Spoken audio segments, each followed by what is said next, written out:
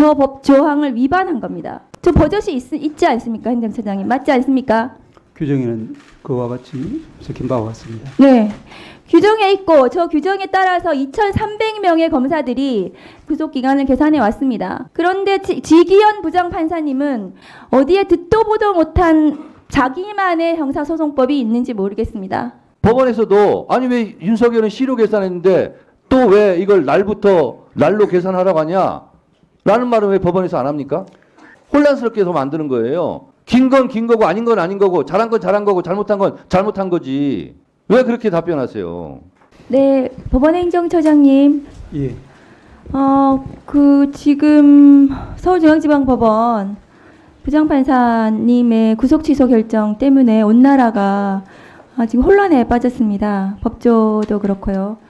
구속기간 산입에 관련된 명문 규정을 법원행정처장님도 잘 알고 계시죠? 규정은 잘 알고 있습니다. 네, 그 규정 좀 올려주시겠어요? 그래서 이 사건은 윤석열 내란수계 사건은 공수처에서 체포해서 체포영장에 의해서 체포했고 체포적부심을 거치고 그리고 영장이 청구되어서 구속되었고요. 그리고 중앙지방검찰청으로 이첩이 돼서 기소가 됐습니다. 법원행정처장님도 잘 아시다시피 형사소송법 214조의 2 체포와 구속 적부심에 관한 규정 13항에 보시면 수사관계 서류가 법원에 접수한 때부터 그 반환한 때까지 구속기간에 들어가지 않는다. 체포 시한 48시간에도 들어가지 않는다는 것이고 그 체포와 구속 적부심 이 기간에는 이 기간은 그러니까 구속기간 열흘 에 들어가지 않아서 이것이 더 추가해서 구속기간이 계산이 된다는 것은 대한민국 형사소송법 71년 동안 2,300명의 검사들이 그리고 법관들이 이 규정에 기해서 영장을 청구하고 발부하고 해왔습니다.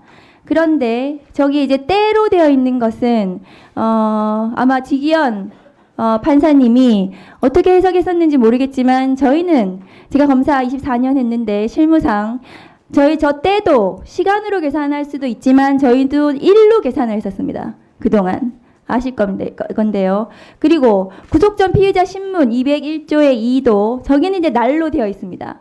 그러니까 수사관계 서류가 법원에 접수한 날로부터 반환한 날까지 구속기간에 산입하지 않는다고 되어 있습니다. 행정처장님 맞습니까? 예, 그렇게 되어 있습니다. 예, 그러면 지기현 서울중앙지방법원 부장판사님은 어떻게 체포적부심에 걸린 이 시간이 저 구속기간 산입 그러니까 214조의 이 13항을 이 적용 대상이 되지 않는다. 체포와 구속은 다르다 이렇게 판단을 하셨더라고요. 14조의 이 13항이 있는데도 불구하고 저 법 조항을 위반한 겁니다. 저 버젓이 있지 않습니까, 행정처장님? 맞지 않습니까? 규정에는 그와 같이 적힌 바와 같습니다. 네. 규정에 있고 저 규정에 따라서 2,300명의 검사들이 체포적부심, 구속적부심이 구속기간에 산입하지 않는 것으로 구속기간을 계산해 왔습니다. 그런데 지기현 부장판사님은 어떻게 체포적부심 기간은 저기에 산입되지 않는다는 규정이 적용되지 않는다는 어디에 듣도 보도 못한 자기만의 형사소송법이 있는지 모르겠습니다. 그래서 이 혼란이 발생을 한 거고요. 이런 자의적인 법관의 법 해석 때문에 국민을 향해 총뿌리를 겨눈 윤석열 내란수계 피고인이 구속취소 결정이 났습니다. 이것은 유대인을 학살한 나치 시대에도 법관들이 법에 따라 했습니다. 법에 따라서 나치 유대인 학살을 했거든요. 그런데 이 규정은 이번에 이 결정은 형사소송법에도 맞지 않는 형사소송법을 위반한 저는 결정이라고 생각합니다. 행정처장님 어떻습니까? 예, 말씀드리겠습니다. 우리 위원님께서 201조의 이제 실질심사 관련한 불산입 규정 그리고 214조의 2, 13항 적부심 관련한 불산입 규정 두 가지를 말씀을 하고 계십니다. 일단 이 두 가지 모두에 대해서 재판 상황이기 때문에 저희가 이제 그 직접적으로 말씀드리기는 어려운 점이 있다는 것을 전제로 말씀을 드리면은 이 부분에 대해서는 이제 저희들도 이제 살펴본 결과 현재까지 확립된 법률의 규정이나 판례는 존재를 하지는 않습니다. 다만 그 이제 경위를 저희들이 쭉 보기로는 먼저 실질심사 즉 201조의 실질심사와 관련해서는 지금 실무에서는 아마 이제 그 예를 들면은 당일 23시에 접수가 되고 그 다음 날 이제 새벽 1, 2시에 이렇게 발부된 그런 경우에도 이와 같이 날로 계산해서 이틀을 이제 피고인에게 불리하게 이렇게 구속기간을 산입한다는 것은 문제점을 좀 가지고 있는 것 같습니다. 문제의식은 인정을 하지만 법에 난로 되어 있습니다. 법에 난로 되어 있는 것을 바꾸시려면 국회의원 하셔야 돼요. 국회의원에 대해서 시간으로 바꾸시면 됩니다. 제가 말씀을 맞으 법에 난로 되어 있기 때문에 난로 계산을 해왔고 지난 71년 동안 2,300명의 검사들, 경찰들이 난로 계산을 했습니다. 법관들도 그렇게 했습니다. 다음 거 보여주시죠. 그렇게 해서 검찰 실무 관행상 그동안의 법, 형사소송법에 따른 적용을 하면 구속기간은 날로 계산했을 때 그리고 체포적부심을 정말로 시간으로 계산을 했다 하더라도 그렇게 계산을 했더라도 구속 만료 시점은 28일이 됩니다. 28일 10시 32분이 됩니다. 그런데 지기현 부장판사님의 계산에 따라서 계산을 하면 그 밑에 표를 보시면 구속 만기가 체포적부심 기간을 당연히 산입하지 않아야 됩니다. 형사소송법 214조의 이 13항을 적용해야 되기 때문에. 그런데 지기현 부장판사님은 이 214조의 이 13항을 적용하지 않고 체포적부심을 그냥 맘대로 드러냈습니다. 체포적부심 기간을 적용을 해야 하는데도 불구하고 어떤 근거도 없이 저걸 드러내서 자기 맘대로 26일 9시 7분이라고 하고 있습니다. 검찰에서 26일 오후 6시 52분에 기소를 했습니다. 그러면 둘 다 구속적부심, 그러니까 구속 전 피의자 신문과 체포적부심 기간을 적용을 하면 이 사건의 구속 만기는 26일 오후 7시 39분이 됩니다. 이 사건은 명백하게 형사소송법상 모든 것을 시로 계산하더라도 구속기간이 만료되지가 않고 그동안 71년 동안 형사소송법에 그것이 아마 법원에서의 최종적인 해석이었을 텐데요. 그것에 따라서 기소를 했다 하더라도 28일이기 때문에 구속 취소 결정은 명백히 잘못되었습니다. 예, 저희 위원장님 말씀을 네. 예, 네, 하세요. 예, 조금 전에 이어서 말씀을 드리겠습니다. 저 처장님 예, 포함해서 예, 이것까지 같이 설명해 주세요. 형사소송법 제66조 기간의 계산. 예. 시효와 구속기간의 초일은 시간을 계산하지 아니하고 일일로 산정한다. 요것까지 포함해서 설명해 주세요. 먼저 말씀드린 것처럼 이제 실질심사 기간 불산입 관련해서는 학설에서는 이제 주석서에서는 이제 실무와 같이 실무의 통상의 견해는 이제 그 우리가 확립된 판례는 없긴 하지만 이제 말씀하신 것처럼 이제 날을 기준으로 하는 경우가 많은 것 같긴 합니다. 주석서에서도 이제 그와 같은 설명은 확인할 수 있습니다. 그렇지만 이제 그와 배치되는 그와 반대되는 이제 학설도 저희들이 찾을 수는 있습니다. 그 이유는 기본적으로 이제 97년도 우리가 피의자 신청주의에 입각한 이제 영장 임의적 실질 심사가 형소법에 도입되었다가 2007년도에 필요적 실질 심사로 바뀌면서 그럼에도 불구하고 97년도에 도입되었던 이제 그 불산입 규정이 그대로 존치되는 것이 이제 좀 위헌적이다라는 그런 학자들의 지적이 있습니다. 그래서 이제 이와 같은 이제 그 규정, 불산입 규정은 위헌적일 뿐 아니라 그것이 이제 입법적으로도 개정이 되어야 되고 그렇지 않다 하더라도 현행법 하에서도 이제 학설들 중에는 법 개정 전에도 날이 아니라 실제로 소요된 시간만을 제외하는 것이 그 올바른 합헌적인 해석 방안이다. 이와 같은 견해로 주장하는 교수님들도 계십니다. 그래서 이제 이 부분에 대해서는 이제 그 현재 판례가 존재하지 않는 상황하에서는 이제 상급심 판단을 통해서 정리될 재판 사항이라는 것이 이제 저희들의 기본적인 사항입니다. 또 한편으로 이제 고려해야 될 부분은 이와 같이 이제 그 영장 서류가 법원에 제출되어 있는 동안 이제 그 구속기관이 불산입되지 않도록 한 그 취지는 영장 관련 서류, 즉 수사 서류가 검찰에서 법원으로 넘어감에 따라서 수사기관이 수사를 할 수 없게 되는 그 이제 불합리를 구제하기 위한 규정으로 설명이 되어 있습니다.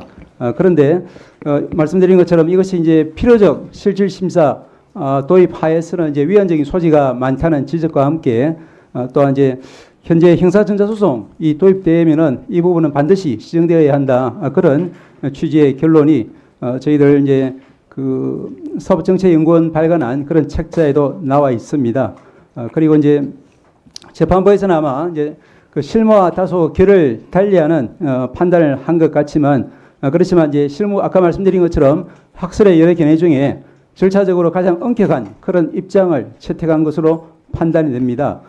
그리고 이제 잘 아시다시피 그 작년 연말 무렵에 그 별건 구속, 즉 이제 당해 사건으로 구속되지 않고 다른 사건으로 구속되어 있다거나 또는 다른 사건으로 이미 확정 판결을 받고 수용 중인 피고인에게 대해서도 그 피고인은 이제 필요적 국선 사유로 보아야 한다는 취지에서 종전의 실무례와 또 판례 해석론을 바꾸고 전원합의체에서 변경된 판례를 선고한 바가 있고 또한 마찬가지로 이제 그 전자정보 매체, 즉 컴퓨터라든지 스마트폰이라든지 이런 부분에 대해서 이제 피의자의 참여권 보장되어야 한다든지 그 부분이 더 나아가서 실질적인 피합 수사에게까지 보장되어야 한다는 취지로 판례의 법원 행정처장님, 예. 지금 처장님 설명을 들으면 예. 국민들이 더 혼란스럽고 헷갈릴 것 같아요. 그래서 제가 지정을 해서 알아듣기 쉽게 제가 말씀드리겠습니다. 형사소송법 66조 1항은 시간을 계산하지 아니하고 일일로 산정해라. 시간으로 계산하지 말라는 거고요. 구속적 부심은 날부터 날까지 계산하라는 거고요. 그렇죠? 나와 있죠, 이게. 그 규정은 그대로 있습니다. 네. 예. 이 규정대로 안 한 거고요. 또 하나. 자, 법관이 법과 양심에 따라 판결하라는 것은 법을 창조해서 판결하라는 뜻은 아니죠. 그렇습니다. 입법상은 국회에서 하는 거죠. 그렇습니다. 근데 왜 법을 창조합니까? 다만 저희들은 가능한 자, 현재 그리고요. 법관이 무오류는 아니죠. 그렇습니다. 잘못했을 경우는 잘못함을 인정하고 바로 잡아야 되겠죠. 그 말씀 맞습니다. 맞죠? 그 지부장 판사가 한 것이 무오류입니까?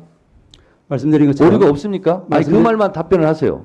저희들 보기에는 여러 가지 이제 학설에 가능한 이론들 중에서 가장 자, 그리고요. 절차적으로 엄격한 입장을 처장님. 취했다라고 보고 있습니다. 처장님. 예. 그리고 어제 대검에서 뭐라고 그랬냐면 시를 이렇게 계산하니까 너무 혼란스러우니까 날로 계산해라. 대검에 또 이렇게 지침을 일선에 내렸어요. 뭡니까 그러면? 윤석열만 시로 계산해서 석방 탈옥시키고 지금부터는 그거 끝났으니까 이제 날부터 계산해. 그 대검에서 그렇게 하면 법원에서도 아니 왜 윤석열은 시로 계산했는데 또 왜 이걸 날로 계산하라고 하냐? 라는 말은 왜 법원에서 안 합니까?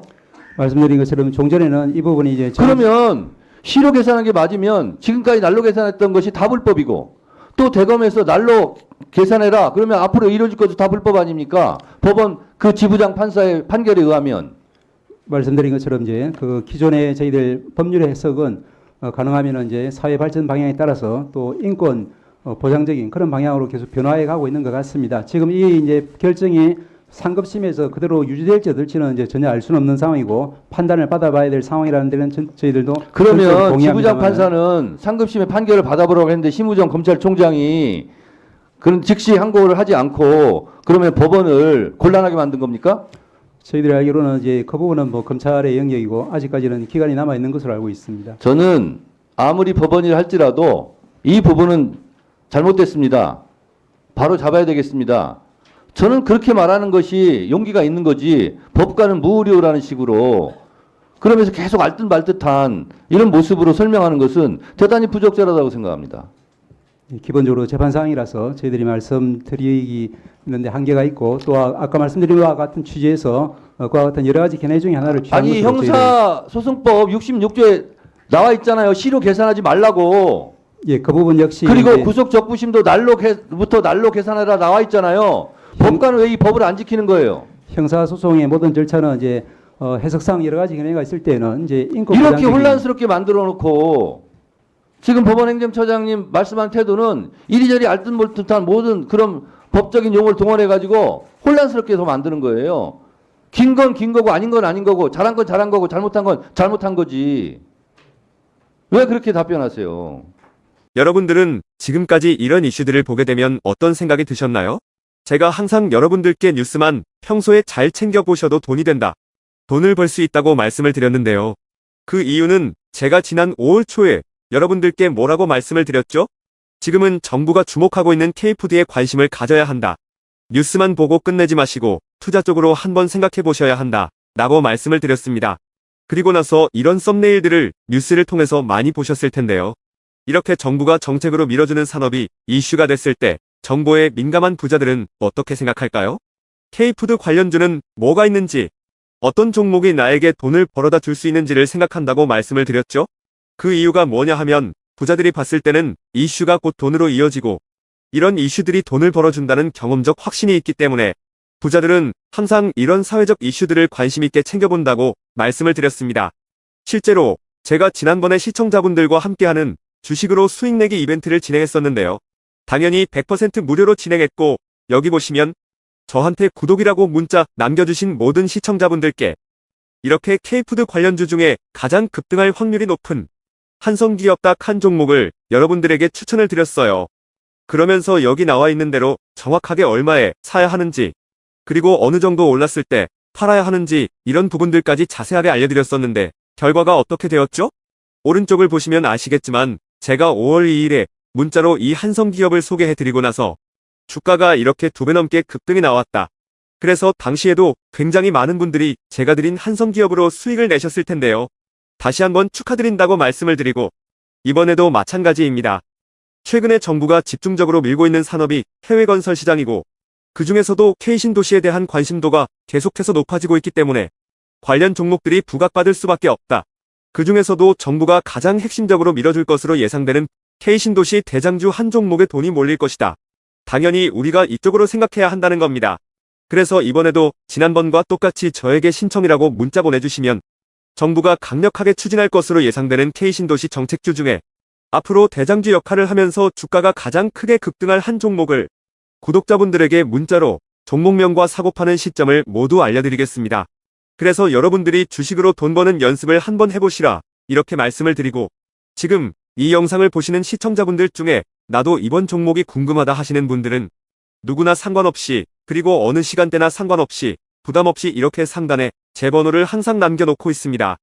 제 번호 010-4406-8870번으로 저에게 지난번처럼 신청이라고 문자 보내주시면 제가 이번에도 똑같이 무료 추천 급등주 문자를 보내드리겠습니다. 이해되시죠? 그래서 제 번호 010-4406-8870번으로 신청이라고 문자 보내주시면 여러분들이 직접 이슈를 통해서 돈 버는 연습을 해보실 수가 있는 거고 제가 돈을 받는 것도 아니고 투자를 대신해드리는 것도 아니기 때문에 부담없이 신청해주시면 되는 겁니다. 그리고 수익이 나면 저는 다른 것은 바라지 않습니다. 제 채널에 구독, 좋아요 한 번씩만 눌러주시면 감사하겠습니다.